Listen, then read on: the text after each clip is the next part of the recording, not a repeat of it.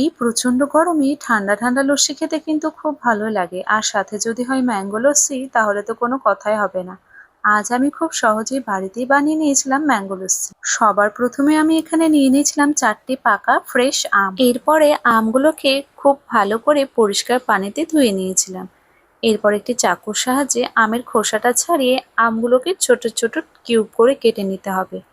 আম যত মিষ্টি আর আঁশ ছাড়া হবে, লস্যির স্বাদ কিন্তু ততটাই ভালো আসবে। এরপরে লস্যি তৈরির মূল প্রসেস। একটি ব্লেন্ডার জারে প্রথমে কেটে রাখা আমের টুকরোগুলো দিয়ে দিচ্ছি।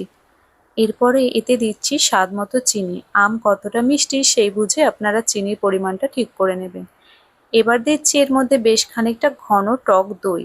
আর লস্যি ঠান্ডা ঠান্ডা খেতে ভালো লাগে, তাই উপর থেকে দিয়ে দিচ্ছি 1 বাটি বরফের টুকরো। এরপরে এর মধ্যে দিয়ে দিলাম ঠান্ডা লিকুইড দুধ। সবকিছু উপকরণ দেওয়ার পরে এটাকে আমি 1 থেকে 1.5 মিনিট ব্লেন্ড করে নিয়েছিলাম। ব্লেন্ড করার পর লস্যিটা কতটা ঘন আর স্মুথ হয়েছে। এবার এটা পরিবেশন করার পালা। সবশেষে লস্যি সৌন্দর্য আর স্বাদ আরও বাড়িয়ে তুলতে ওপর থেকে কিছুটা কাঠবাদাম আর পেস্তা বাদাম কুচি ছড়িয়ে দিয়েছিলাম। ব্যাস, তৈরি হয়ে গেল আমাদের ভীষণ সুস্বাদু আর রিফ্রেশিং ম্যাঙ্গো লস্যি। এই গরমে অতিথি আপ্যায়ন বা বিকেলে নাস্তায় ঝটপট এটি বানিয়ে নিতে পারেন। রেসিপিটি কেমন লাগলো অবশ্যই কমেন্ট করে জানাবেন।